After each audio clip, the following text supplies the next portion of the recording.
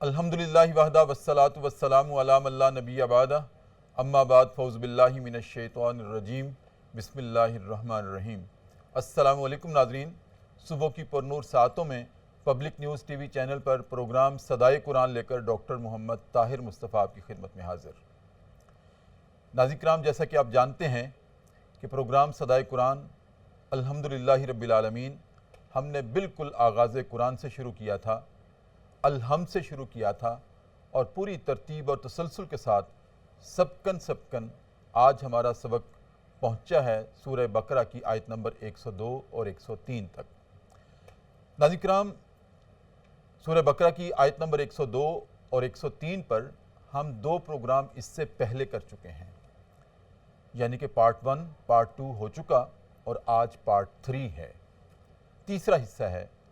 ہمارے اس موضوع کا جو سورہ بقرہ کی آیت نمبر 102 اور 103 میں جاری ہے۔ ناظرین کرام، وہ موضوع جادو تھا جس پر ہم نے بات کا آغاز کیا تھا، اور آج بھی موضوع جادو ہے، کیونکہ یہ مسئلہ اتنا سنگین ہے جو کسی نہ کسی طرح سے ہمیں اپنے حصار میں لیے ہوئے ہے۔ گھر کی بات ہو، باہر کی بات ہو، کوئی ایسے حالات انسان کی زندگی میں پیش آ جائیں جو اس کی توقع کے برعکس ہوں، کوئی بیماری پرولونگ کر جائے، رشتے نہ ہو رہے ہوں، اولاد نہ ہو رہی ہو، تو ہمارا دھیان براہ راست جاتا ہے کہ شاید کسی نے جادو کیا ہوا ہے۔ ناظرین کرام، کیا حقیقت حال بھی اسی طرح ہی ہے یا اور بھی کچھ عوامل ہیں جس کی وجہ سے جو ہم چاہتے ہیں یا جس طرح چاہتے ہیں اس طرح زندگی میں نتائج مرتب نہیں ہوتے؟ اس پر ہم ناظرین کرام گفتگو بھی کر رہے ہیں، رہنمائی بھی لے رہے ہیں، اور جتنے بھی اس تناظر میں سوال پیدا ہو رہے ہیں آپ کے ذہنوں میں، ہم ان کو بھی اپنا موضوع بنا رہے ہیں، اور ہمارے سوالات کا جواب دینے کے لیے پہلے دن سے شفقت فرما رہے ہیں ہمارے ملک کی بہت بڑی روحانی شخصیت بھی ہیں، آپ عالم بھی ہیں، آپ ماشاءاللہ ڈبل پی ایچ ڈی بھی ہیں، آپ قرآن کا حوالہ ہو یا سیرت کا حوالہ ہو، خاص طور پر یہ آپ کے چنیدہ موضوعات ہیں، اور میری مراد ہے جناب ڈاکٹر پیر طارق شریف زادہ۔ السلام علیکم ورحمۃ اللہ۔ وعلیکم السلام ورحمۃ اللہ وبرکاتہ۔ ڈاکٹر صاحب، بڑی عنایت کے پورے تسلسل کے ساتھ آپ صدائے قرآن میں ہماری رہنمائی کر رہے ہیں، اور خاص طور پر اس پیچیدہ موضوع کے اوپر، اور ہم نے بھی آپ کو چنا ہے۔ آپ چنیدہ شخصیت ہیں، ہماری بھی۔ الحمدللہ علی کل حال، آپ کی محبتوں کا شکریہ، اور در حقیقت یہ عنوان ہی اتنا دلچسپ اور اتنا اہم ہے، دلچسپ سے بھی زیادہ اہم ہے کہ اس پہ سنجیدگی سے بات ہونی چاہیے۔ تو میں مہمان کا تعارف کروا لوں۔ ناظرین کرام، میری بائیں جانب کل بھی ہمارے پروگرام میں شریک تھے، ماشاءاللہ نوجوان نہیں، ابھی نوخیز ثنا خواں ہیں، حافظ عبدالوحید، جو خوبصورت ماشاءاللہ کلام پیش کرتے ہیں بارگاہ رسالت مآب صلی اللہ علیہ وآلہ وسلم میں ان سے بھی پروگرام کے آخر میں کلام سنوں گا اور آپ کی خدمت میں پیش کریں گے۔ السلام علیکم ورحمۃ اللہ۔ وعلیکم السلام ورحمۃ اللہ۔ حافظ صاحب ٹھیک ہیں آپ؟ الحمدللہ، بہت شکریہ، آپ کل بھی تشریف لائے تھے، اور ہماری درخواست پر آج بھی پروگرام صدائے قرآن کی آپ زینت ہیں۔ ڈاکٹر صاحب، گفتگو شروع کرتے ہیں، اور گفتگو بہت لمبی ہے اس موضوع پر۔ کل ہم نے اس بات پہ اپنی گفتگو کو ختم کیا تھا کہ بیماری کو ہم کیسے جادو سمجھتے ہیں۔ آپ نے اس کا تاریخی تناظر ہمارے سامنے رکھا تھا۔ ڈاکٹر صاحب، بیماری کے علاوہ بھی رزق کی بندش ہو تو ہم جادو سمجھتے ہیں، اولاد نہ ہو رہی ہو ہم جادو سمجھتے ہیں، اور اگر رشتہ نہ ہو رہا ہو اپنے کسی بیٹے یا بیٹی کا یا اولاد کا، ہم جادو سمجھتے ہیں، محبت میں ناکامی ہو ہم جادو سمجھتے ہیں،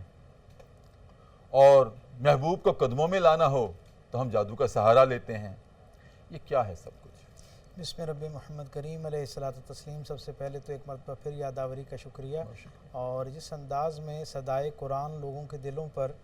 اللہ کے لافانی پیغام کے تناظر میں دستک دے رہی ہے، میں یہ سمجھتا ہوں کہ یقیناً اس سے بہت سارا لافانی خیر پھوٹے گا، جو نہ صرف عہد حاضر کے لوگوں کے زندگیوں کے اندر روشنی کا ذریعہ بنے گا، بلکہ ہماری آئندہ آنے والی نسلوں تک بھی یہ خیر منتقل ہوگا، اور وہ ہماری اس قرآن حکیم کی تربیت گاہ سے، اس پاکیزہ تربیت گاہ سے جو سبق ہماری زندگیوں میں داخل ہوگا، اس کی روشنی سے آئندہ آنے والی نسلیں جو ہیں وہ بھی اپنے راستے جو ہیں انہیں منور کریں گی اور معطر کریں گی۔ اللہ تعالیٰ آپ کی توفیقات میں، آپ کے چینل کی توفیقات میں حیران برکتیں عطا فرمائے۔ قرآن عظیم الشان اتنا لافانی اور کامل کلام ہے کہ یہ از خود کائنات میں سب سے قوی دلیل ہے کہ اسے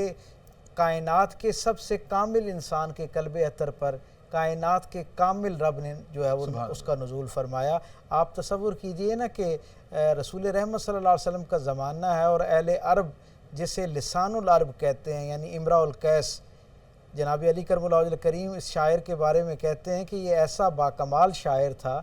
کہ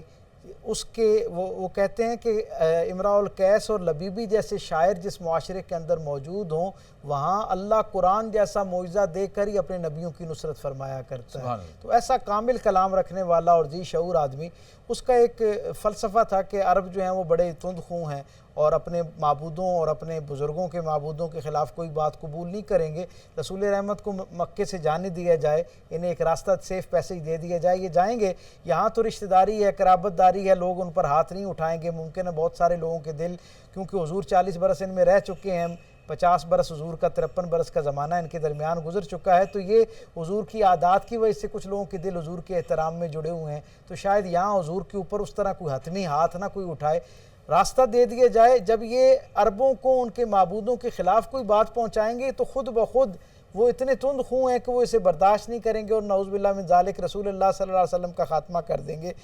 کسی نے سوال کیا اس تجویز اور مشاورت کے دوران کہ اگر وہ یہاں سے ہم ان کو راستہ دے دیتے ہیں، وہ کسی اور سرزمین پر چلے جاتے ہیں اور وہاں کے لوگ ان کے اس پیغام کو قبول کر لیں، تو پھر امراء القیس نے کہا کہ اگر اپنی ساری تند خوئی اور کبر کے باوجود، اپنی ساری فکری آلائشوں کے باوجود، اگر کوئی قبیلہ، کوئی علاقہ، کوئی عربوں کا خطہ اس کلام کو اور اس پیغام کو قبول کرنے پر آمادہ ہو جائے، تو پھر یقین کر لینا کہ یہ کسی عام آدمی کی جدوجہد کا نتیجہ نہیں ہوگا، اس کے لیے کم از کم اللہ کو اپنا آخری نبی بھیجنا پڑے گا۔ پھر اس کا مطلب یہ ہوگا کہ یقیناً یہی آخری نبی ہے جس سے اللہ تعالیٰ ایسا عظیم الشان کام لے رہا ہے۔ یہ امراء القیس تھا، اور جب فتح مکہ ہوئی تو تاریخ بتاتی ہے کہ اس نے اپنے آپ کو یہ اعلان کیا کہ میرا فلسفہ ہار گیا۔ میں سمجھتا تھا کہ عرب ان کی آواز پر لبیک نہیں کہیں گے، عرب تو کجا، اہل مکہ سارے کے سارے ان کے دل جو ہیں وہ رسول رحمت صلی اللہ علیہ وسلم کے قدمین میں آپ پہنچے ہیں۔ ایمان شاید قبول نہیں کیا، تاریخ زیادہ اسی پہ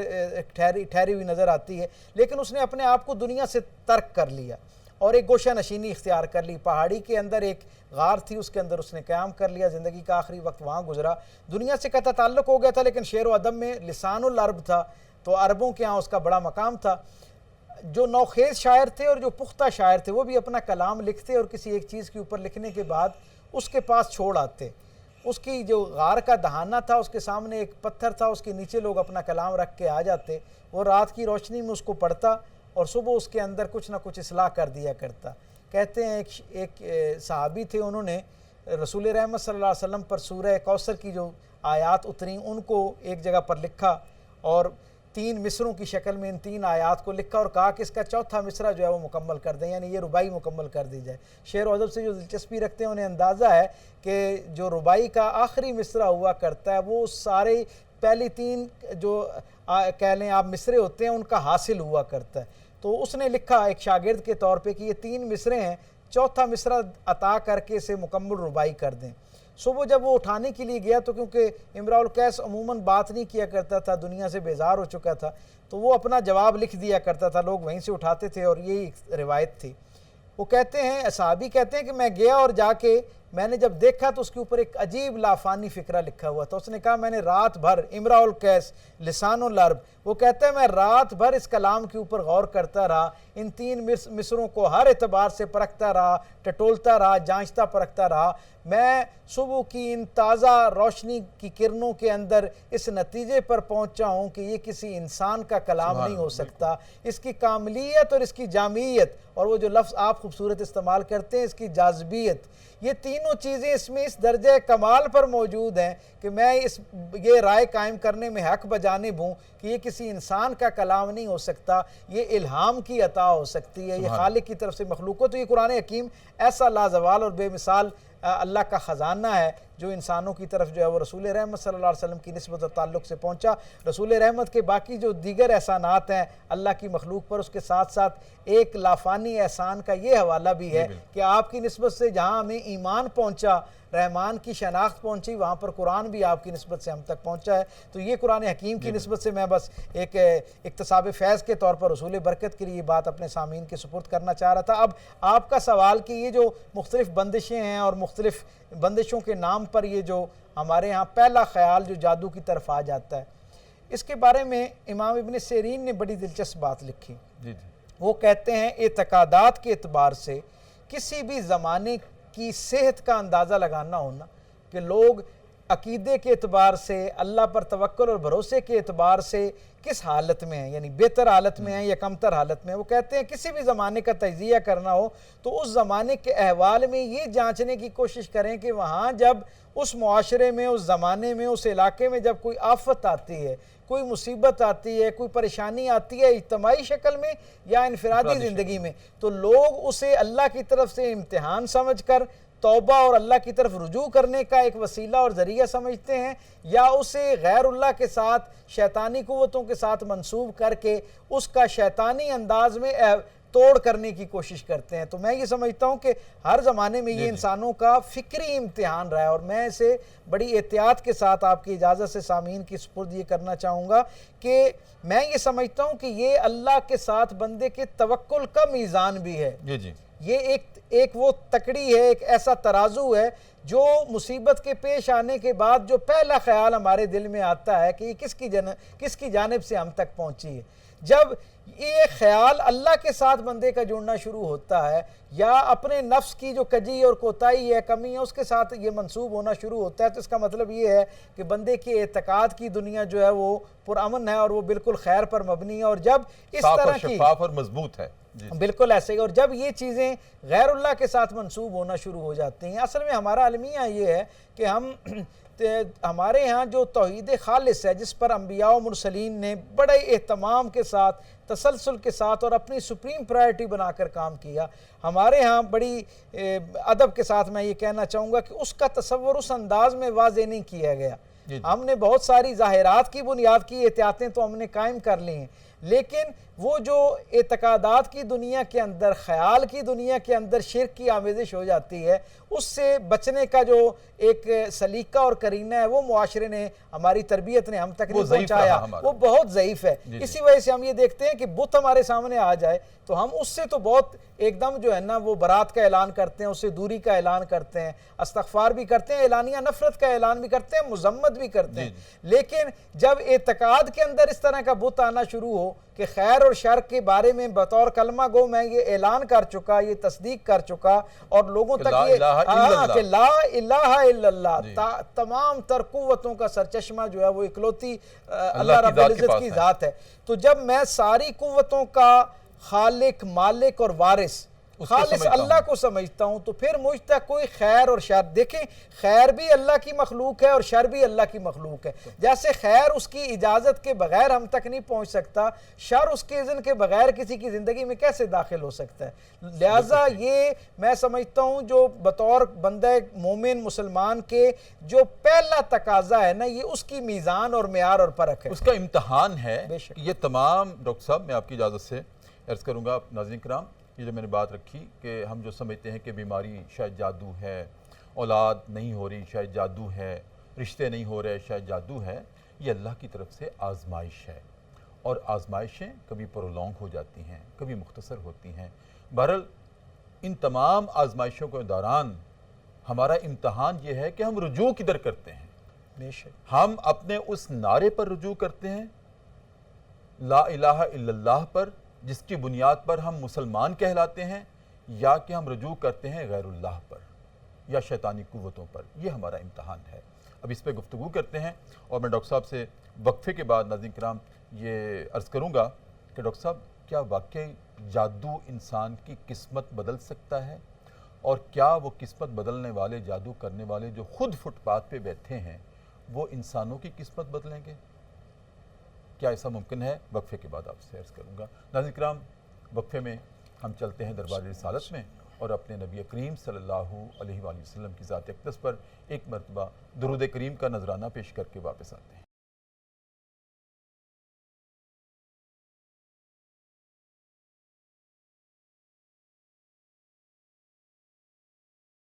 وقفے کے بعد ناظرین کرام دوبارہ آپ کی خدمت میں حاضر ہیں. Public news TV channel ہے اور صبح کی پرنور ساعتیں ہیں. پروگرام صدائے قرآن ہے اور گفتگو ہو رہی ہے سورہ بقرہ کی آیت نمبر 102 اور 103 کے تناظر میں جادو کی حقیقت پر، اس کے اثرات پر، اس کے مضمرات پر. ڈاکٹر صاحب یہ ہمارا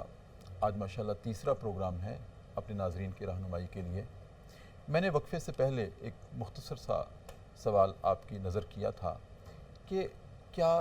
واقعی جادو سے انسان کی قسمت بدل سکتی ہے؟ جو وہ چاہتا ہے وہ ہو سکتا ہے؟ ایک یہ، اور ساتھ ہی اس کے یہ بھی آپ ارشاد فرما دیں کہ جادو کرنے والے کی کوالیفیکیشن کیا ہوتی ہے؟ کیا واقعی اس کی کوالیفیکیشن ہے یا کہ ہر کوئی جادو کر سکتا ہے؟ کروانے والے تو ہر کوئی ہو سکتے ہیں، کیا کرنے والا بھی ہر کوئی ہو سکتا ہے؟ اور پھر کیا وہی میں نے اس کی کوالیفیکیشن ہے، خاص علم ہے کوئی جادو کا؟ علم تو جب ہم علم کی طرف جاتے ہیں تو ایک کالا علم بھی ہے، ایک سفلی علم بھی ہے. یہ کیا چیزیں ہیں؟ اور پھر جادو کے دوران کن کن کو استعمال کیا جاتا ہے؟ اس میں جنات کو بھی استعمال کیا جاتا ہے، اس میں موکلات کو بھی استعمال کیا جاتا ہے، اس میں سنا ہے کہ انسان کے خون کو بھی استعمال کیا جاتا ہے، اس میں سنا ہے کہ ایک عورت کے حیض کے خون کو بھی استعمال کیا جاتا ہے، اس میں سنا ہے کہ گوشت کو بھی استعمال کیا جاتا ہے. اور جو قصاب جب قربانی کرتے ہیں تو وہ دل جو ہوتا ہے کسی جانور کا، اگر کوئی ہم لینا چاہیں اس دل کو تو وہ اس کو کٹ لگا کر دیتے ہیں. اس کی کیا وجہ ہے؟ کیا وہ جو جانور کا دل ہے، گوشت کا ٹکڑا جو ہے، کیا وہ بھی جادو کے لیے استعمال ہوتا ہے؟ کیا کیا چیزیں استعمال ہوتی ہیں؟ میں نے 2-3 چیزیں آپ کے سامنے رکھ دی ہیں ترتیب سے. بسم رب محمد کریم علیہ الصلوۃ والتسلیم. آپ نے سوالات کی ایک خوبصورت کہکشاں میرے سامنے آباد کر دی ہے. میں مختصر سے وقت میں کوشش کرتا ہوں کہ ان سب پہ جستہ جو ہے ہم ایک نگاہ ڈالتے جائیں. ایک تو پہلا سوال تھا قسمت بدل سکتا ہے جادو؟ بہت بنیادی سوال ہے. اصل میں جناب علی کرم اللہ وجہ کریم کا فرمان ہے کہ جب کسی شخص کی زندگی کے اندر کوئی معصیت داخل ہوتی ہے تو انسان کا اللہ جو وہ بندہ خود اس معصیت کے تناظر میں اور اس کے ارد گرد جو لوگ ہوتے ہیں ان کی نظر اس کے ساتھ ہونے والے عمل پہ ہوتی ہے، یعنی جو کیفیت اس کی ہے، لیکن اللہ کی نظر اس شخص کے رد عمل پر ہوتی ہے. یعنی اس کا کیا مطلب ہے کہ تکلیف، پریشانی، مصیبت جب بندے کی زندگی میں آتی ہے تو گرد و پیش کے لوگ جو ہیں وہ اس کے اسباب ڈھونڈنا شروع کرتے ہیں، اس کا تریاق، اس کا علاج ڈھونڈنا شروع کرتے ہیں، اس سے بچاؤ، اس سے حفاظتی تدابیر، آئندہ نہ ہونے کا کی یقین دہانی، ان چیزوں پر کام کرنا شروع کرتے ہیں. ان کی نگاہ اس طرف ہوتی ہے اور میرا کریم رب جو ہے وہ بندے کے دل کی طرف دیکھ رہا ہوتا ہے کہ اس کے دل میں اس تکلیف کے پہنچنے کے بعد کیا خیال آ رہے ہیں. کیا ذرا سی تکلیف، ذرا سی پریشانی اس کی سمت کو بے سمتی میں بدلنے کا ذریعہ تو نہیں بن رہی ہے؟ وہ جو اس نے کلمہ پڑھ کر اپنی سمت کا اعلان کیا تھا کہ میں ہر خیر اور ہر شر کی نسبت جو ہے وہ اللہ رب العزت کے ساتھ منسوب کروں گا اور میں سارے کا سارا اپنی زندگی میں آنے والا جو کچھ ہے وہ سارے کا سارا اللہ کی بارگاہ سے آتا ہوا محسوس کروں گا. ہم دیکھتے ہیں نا اللہ والوں کا معاملہ کیا ہے کہ ان کی زندگیوں میں جب کوئی تکلیف آتی ہے، جب کوئی راحت آتی ہے تو وہ شکر ادا کرتے ہیں، اور جب ان کی زندگی کے اندر کوئی تکلیف آتی ہے تو اور استغفار کرتے ہیں اور ایک اگلے درجے کے اوپر جا کر وہ مسکراتے ہوئے اس کو وصول کرتے ہیں اور اس کا اظہار کس کو کفارہ ہے. ہاں وہ کہتے ہیں جو پیچھے گزرا ہوا ہے اس میں کوئی جو نادیدہ نادانستہ جو مجھ سے جو کوئی کمزوری کوتاہی ہو چکی ہے یہ اس کے کفارے کے طور پر ہوگا اور یقیناً اللہ اس کا بہترین بدلہ عطا فرمائے گا. اسی لیے امام حجر اسقلانی علیہ رحمہ نے اس جادو کے ذیل میں بالاہتمام انہوں نے یہ لکھا کہ کسی درجے کی تکلیف جس کی ظاہری اسباب انسان کو علم ہوں ان پر بھی اگر بندہ صبر کرے اور اللہ کے ساتھ توکل میں کمزور نہ ہو تو اللہ اس پر اجر عطا کرتا ہے. لیکن اگر خالص جادو کی نسبت اور تعلق سے کسی کی زندگی کے اندر کوئی تکلیف، مصیبت، معصیت آئے اور وہ اس پر راست باز رہے اور جسے کہتے ہیں توکل کے ساتھ جڑا رہے، اللہ کے ساتھ اپنے رشتے کو کمزور نہ ہونے دے، تو اللہ یقیناً اس کی زندگی میں ہی، ظاہری زندگی میں، اخروی زندگی میں تو اس کا اجر ملتا ہی ہے، ظاہری زندگی میں بھی اسے معاشرے کے لیے مثال بنانے کے حوالے سے بہت اعلیٰ عرفہ اور منفرد درجے کے انعامات سے نواز رہا ہوتا ہے. تو جتنی مشقت بڑھتی جاتی ہے، تکلیف بڑھتی جاتی ہے اور جتنی پیچیدہ ہوتی ہے، جس کے اسباب نہیں مل رہے ہوتے،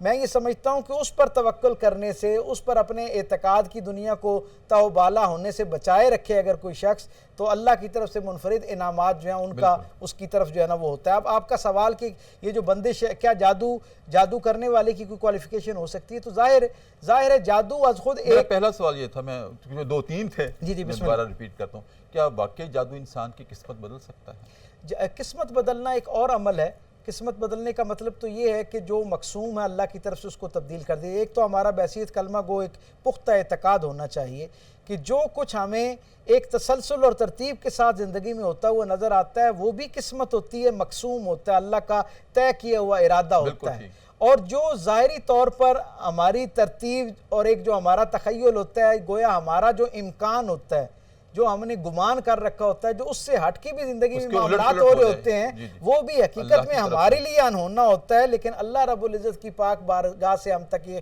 خبر پہنچتی ہے کہ وہ بھی مقسوم ہوا کرتا ہے، اللہ کے ارادے کا ہی حصہ ہوتا ہے. کسی خیر کی اگر قوت نہیں ہے کہ اللہ کے ارادے اور اذن کے بغیر میری زندگی میں شامل ہو سکے. اس لیے حضرت علی کرم اللہ وجہہ فرماتے تھے نا کہ میں نے اللہ کو پہچانا ہی اس طرح سے ہے کہ میں نے جو سوچا اس کے الٹ ہوا، لیکن جو ہوا وہ میرے حق میں بہتر تھا. اصل میں ہوتا کیا ہے، وہ جو ایک حدیث قدسی بڑی معروف ہے نا، اے ابن آدم ایک تیری چاہت ہے ایک میری چاہت ہے. جب میری چاہت کے مطابق ہوتا ہے تو وہ مجھے اس لیے جناب علی کرم اللہ کریم کا ہی فرمان ہے کہ جب میری چاہت کے مطابق میرے ساتھ کچھ ہوتا ہے، میرے گمان اور میری امید کے مطابق میری زندگی میں کوئی مرحلہ آگے بڑھتا ہے تو میں اس پر خوش ہوتا ہوں، اس لیے کہ وہ میری چاہت کے مطابق ہو رہا. اور جب کوئی میری ارادے، میرے گمان، میری امید سے ہٹ کے ہوتا ہے تو میں اس پہ زیادہ خوش ہوتا ہوں کہ یہ میرے رب کی چاہت اور مرضی کے مطابق ہو رہا ہے. تو ایک تو سب سے پہلے ہمیں یہ سمجھنا چاہیے کہ جب بھی زندگی میں کوئی مصیبت پریشانی آئے اسے فوری طور پر اس طرح کے ایک ذوف الاعتقادی کے حوالے نہیں کر دینا چاہیے، بلکہ بنیادی طور پر یہ سمجھنا چاہیے کہ بیماری کا، تکلیف کا، مصیبت کا، مشقت کا، عرف عام میں جسے ہم بندش کہتے ہیں، نعمتوں کے زوال کا، برکتوں کے کم ہو جانے کا، یہ سارے کا سارا عمل جو ہے جو انسان کو امتحان میں مبتلا کرتا ہے، یہ سارے کا سارا از اول تاخر من جانب اللہ ہوتا ہے، اللہ کے اذن سے انسان کی زندگی میں آتا ہے. اور یہ بنیادی طور پر ہماری زندگی کے اندر کئی گنا ہمارے تصور سے بڑھ کر خیر کا ذریعہ بن سکتا ہے اگر ہم اسے اللہ کے ساتھ منسوب رکھیں اور پھر اللہ کی طرف سے آنے والی تکلیف اسی کی طرف دوبارہ واپس پلٹیں. اس مشقت سے نکلنے کے لیے جو راستہ ہے وہ اللہ سے طلب کریں. تو اللہ اتنا کریم اور رحیم ہے کہ وہ ایک لمحے کے رجوع پر بندے کی مشکل کو آسان کرنے پر قادر اور وہ آسان کر دیا کرتا ہے. بالخصوص بیماری کے تناظر میں اور بندش کے حوالے سے بات ہی تو میں پہلے بیماری کی بات کر دوں. ہمارے ہاں معمول کیا ہو گئی، یہ بڑی براہ راست ہماری زندگیوں سے جڑی ہوئی مثال ہے. ہمارے ہاں کیا ہوتا ہے، میں خود ایک روحانیت کے طالب علم کے طور پہ دیکھتا ہوں کہ جب کوئی شخص بیمار ہوتا ہے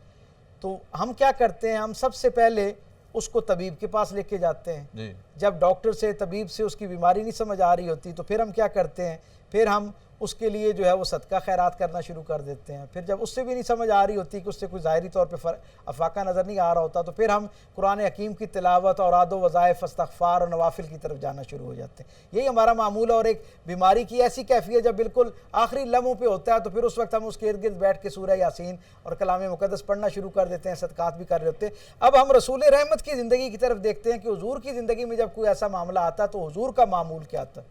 حضرت ابو موسیٰ اشعری رضی اللہ تعالیٰ عنہ فرماتے ہیں کہ رسول رحمت صلی اللہ علیہ وسلم پر جب کوئی جسمانی مشقت وارد ہوتی، یعنی بیماری جسے ہم عام زبان میں کہتے ہیں، تو حضور سب سے پہلے اپنے استغفار کو بڑھا دیا کرتے. اب تصور کریں کائنات کی سب سے کامل ہستی جسے اللہ معصوم قرار دے رہا ہے، جس کے گرد و پیش کی برکت ایسی، گرد و پیش میں پھیلی ہوئی برکت سے تصور نہیں کیا جا سکتا کہ کوئی گناہ یا کوئی معصیت زندگی میں داخل ہو سکتی ہے. ایسی مکمل ہستی کی زندگی میں بیماری یا بخار آتا ہے تو میرے کریم رسول کا معمول کیا ہے؟ آپ سب سے پہلے استغفار کو بڑھا دیتے ہیں، پھر اس کے ساتھ اگلے درجے پہ قرآن کی تلاوت کو اور نوافل کو بڑھا دیتے ہیں. جب اس درجے پہ بھی افاقہ نہیں ہوتا تو پھر میرے کریم رسول صلی اللہ علیہ وسلم کیا کرتے ہیں؟ صدقہ و خیرات کرتے ہیں. اور جب اس سے بھی افاقہ نہیں ہوتا تو پھر یہاں رک نہیں جاتے اور پھر وہ گویا گمراہی جسے کہتے ہیں نا ایک مایوسی کی سپرد نہیں ہوتے، بلکہ کیا کرتے ہیں؟ پورے اہتمام کے ساتھ جو ظاہری امکانی علاج ہو سکتے ہیں دوائی کے وہ سارے ہو سکتے ہیں. اور ہمارے یہاں ایک تصور پایا جاتا ہے کہ جی ایک آدمی کا توکل جو ہے وہ توکل کی غیرت یہ گوارا نہیں کرتی کہ ایک آدمی علاج کے لیے جائے. وہ بھائی اللہ کے رسول صلی اللہ علیہ وسلم نے ان سارے میڈیمز کو علاج قرار دی ہے، اور جب کوئی بیماری آئے تو آپ ان سارے میڈیمز پہ یقین رکھتے ہوئے ان سے برکت طلب کرنے کی کوشش کریں. رسول رحمت صلی اللہ علیہ وسلم کو بخار آتا ہے اور جب بخار 3 دن سے آگے جاتا ہے تو حضور حضرت انس بن مالک کو مدینے سے باہر بھیجتے ہیں اور ابو قحاشہ نام کے ایک یہودی حکیم کو بلاتے ہیں اور کہتے ہیں کہ اس کے پاس جاؤ اور اسے میری علامات بیان کر کے اس سے دوائی لے کر آؤ. اصحاب رسول کہتے ہیں کہ یا رسول اللہ ہماری غیرت جو ہے وہ گوارا نہیں کرتی کہ آپ اللہ کے سچے رسول ہیں، آپ کی تو نگاہ التفات جس طرف ہو جائے ان کی نسلوں میں شفا جو ہے وہ یقینی ہو جایا کرتی ہے، اور آپ کی اس بخار اور اس تکلیف کے لیے ایک یہودی حکیم جو کہ آپ کے بارے میں نازیبہ گفتگو کرتا ہے اس سے جا کے مدد طلب کی جائے. تو میرے رسول صلی اللہ علیہ وسلم کا جواب سنیے، اس میں رہتی دنیا کے سارے انسانوں کے لیے کیسی ہدایت موجود ہے. حضور نے فرمایا کہ جو کلمات مقدسہ سے جو لوگوں تک خیر پہنچتا ہے وہ بھی اللہ کے اذن سے پہنچتا ہے، اور ابو قحاشہ یہودی حکیم جو ظاہری طور پر جس کا عقیدہ جس کے معاملات اللہ کے فرامین کے مطابق نہیں ہیں، اس کی دوائی سے بھی جو اس کے تجویز کردہ نسخے سے بھی جو خیر پہنچتا ہے یعنی شفا پہنچتی ہے وہ اللہ کی طرف سے آتی ہے. تو اصل میں اس سارے معاملے کے ذیل میں جو سب سے محفوظ راستہ ہے وہ یہ ہے کہ اللہ کے ساتھ اپنے تعلق کو مضبوط کیا جائے، اللہ پر بھروسہ کیا جائے اور اللہ سے ہی مدد طلب کی جائے اور انہی سارے راستوں سے مدد لی جائے جو رسول رحمت صلی اللہ علیہ وسلم کی پاکیزہ اسوہ سے ہم تک پہنچتے ہیں. جی ٹھیک ہے ڈاکٹر صاحب، میرے سوال کا بھی میرا خیال ہے ایک حصہ ہوا ہے اور ایک حصہ رہ گیا ہے. وقفہ ہے، وقفے کے بعد دوبارہ آج ہم اس پہ میرا خیال پروگرام کو ختم کرتے ہیں آپ سے رہنمائی لیتے ہوئے کہ یہ جو میں نے چیزیں گنی تھیں کہ جو جادو میں چیزیں استعمال کی جاتی ہیں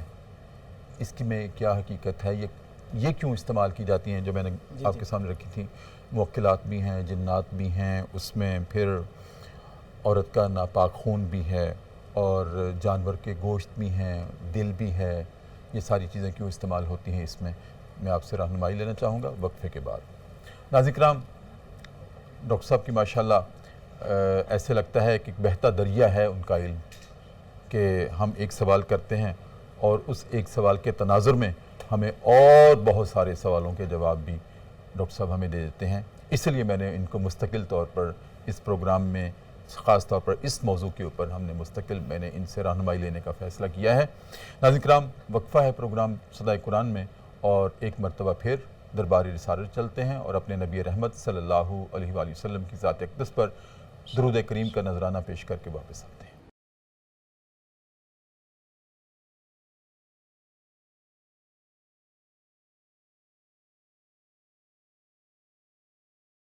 وقفے کے بعد ناظرین کرام دوبارہ آپ کی خدمت میں حاضر ہیں. پروگرام صدائے قرآن ہے اور سورہ بقرہ کی آیت نمبر 102 اور 103 کے تناظر میں ہم گفتگو کر رہے ہیں اپنے پروگرام میں آپ کی رہنمائی کے لیے جادو کے اثرات، مضمرات اور اس کا توڑ. ہماری ساری گفتگو کا مرکز و محور صرف ایک یہی موضوع ہے اور انشاءاللہ ہم آپ کے ذہن میں آنے والے ہر سوال کا جواب دینے کی کوشش کر رہے ہیں. ڈاکٹر صاحب، میں نے عرض کیا تھا وقفے سے پہلے کہ آپ اب پرٹیکولرلی اس چیز پر روشنی ڈال دیں. ماشاءاللہ میں نے کہا تھا نا کہ بہتا دریا ہیں آپ، ہم تو اس میں سے خیر تلاش کر رہے ہیں. تو میں ایک موتی کو پکڑنے کی کوشش کرتا ہوں، آپ اور بھی کئی موتی ہمیں دے دیتے ہیں. یہ جو جادو میں چیزیں استعمال ہوتی ہیں یہ کیوں ہوتی ہیں؟ جی ہاں، یہ دیکھیں کوئی بھی جو علم ہے بنیادی طور پر اس کا اپنا ایک میڈیم ہوا کرتا ہے، اس کے اپنے ذرائع ہوا کرتے ہیں. کوئی بھی علم کی بنیاد پر آنے والی تبدیلی اس کے لیے کسی نہ کسی میڈیم کو اختیار کرنا ضروری ہوتا ہے. وہ خیر پر مبنی ہے شر پر مبنی ہے، یہ ایک ذیلی بحث ہے. جس طرح خیر کے لیے ہم اوراد و وظائف کرتے ہیں، قرآن حکیم میں سے کچھ آیات مقدسہ جو ہے ان کا تواتر کے ساتھ ان کا جو ہے وہ ورد کیا جاتا ہے.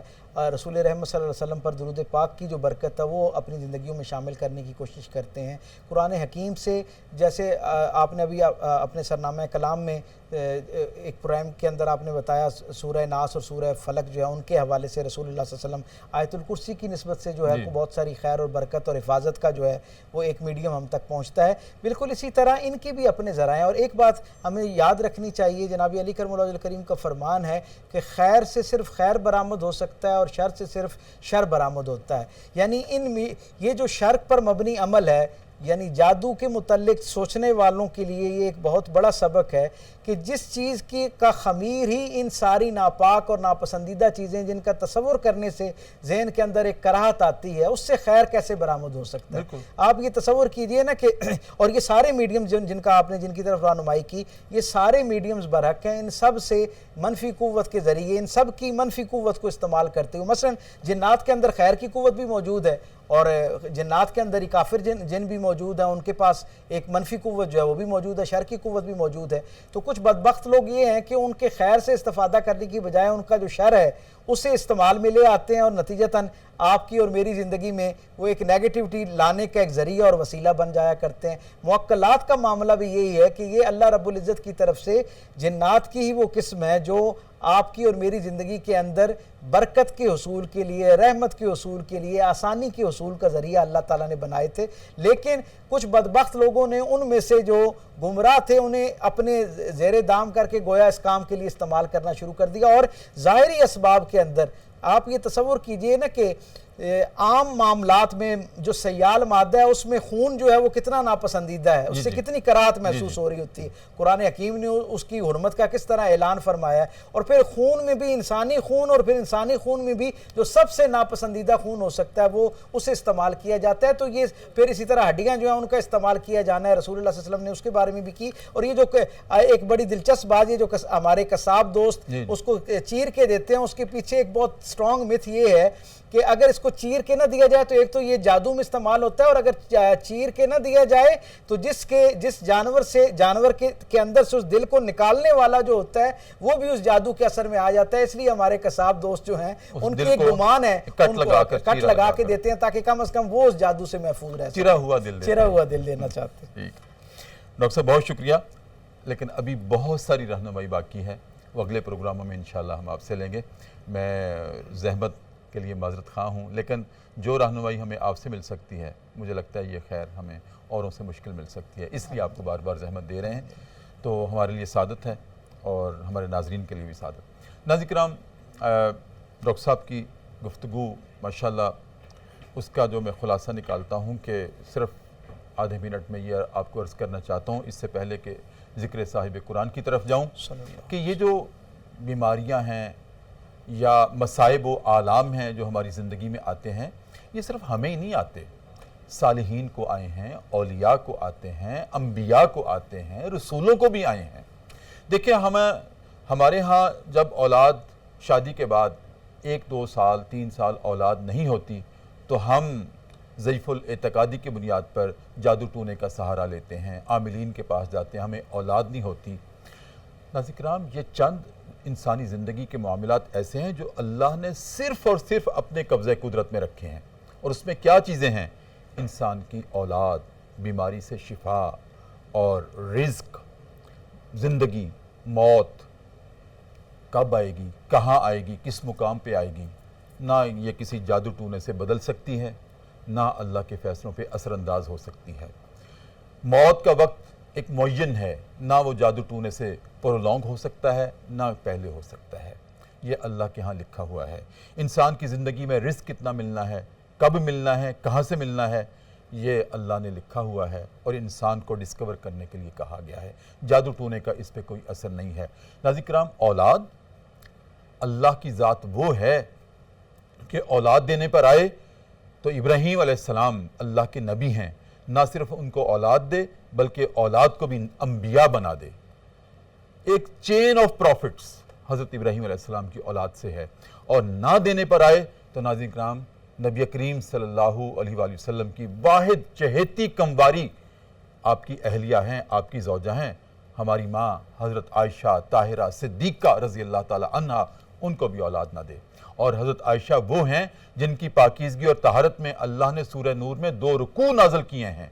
اس سے زیادہ ان کی فضیلت کیا ہو سکتی ہے، لیکن اولاد نہیں دی۔ یہ اللہ کے فیصلے ہیں۔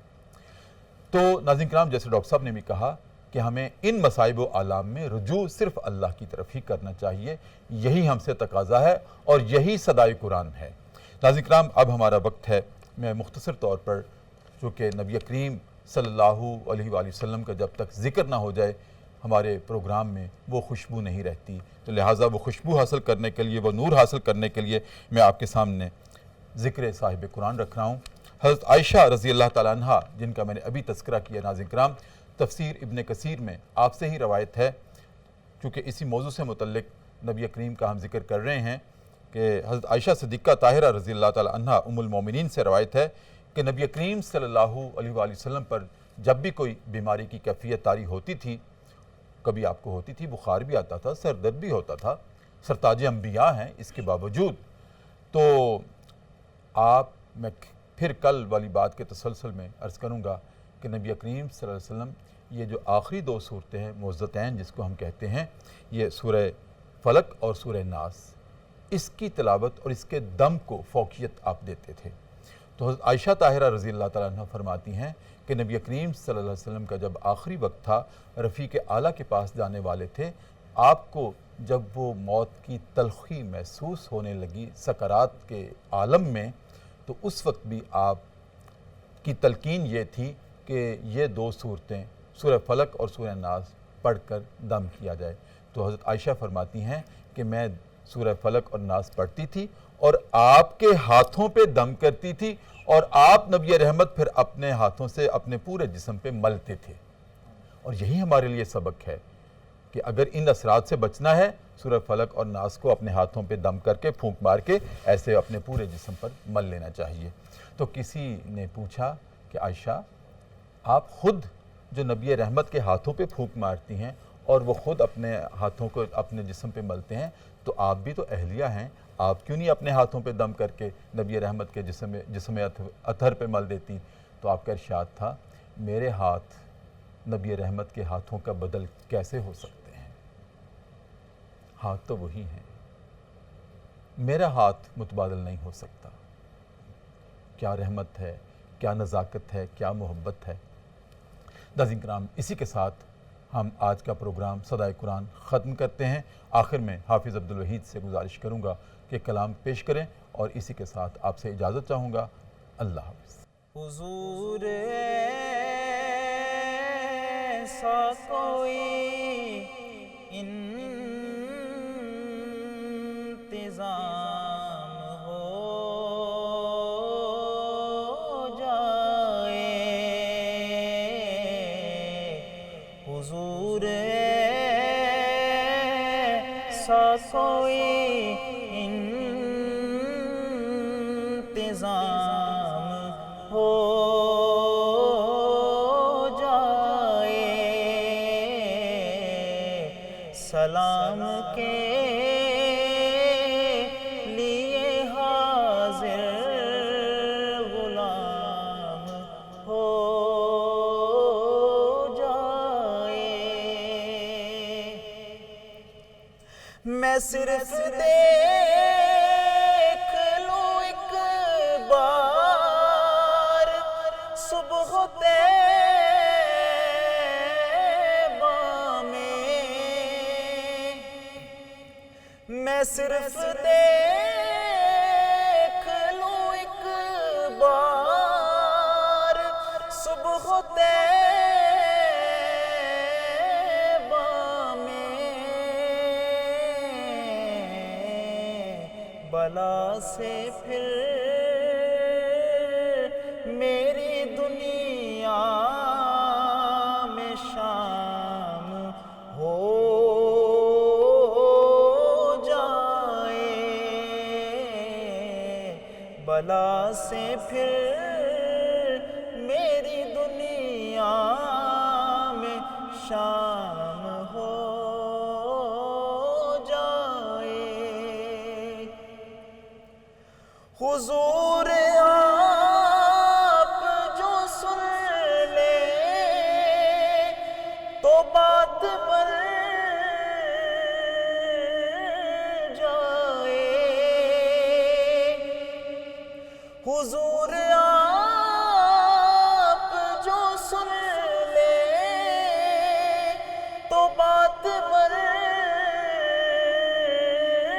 جائے۔ حضور آپ جو کہہ دیں تو کام ہو جائے۔ مزہ تو جب ہے فرشتے یہ قبر میں کہہ دیں، سبیح مدحت خیر الانام ہو جائے۔ سلام کے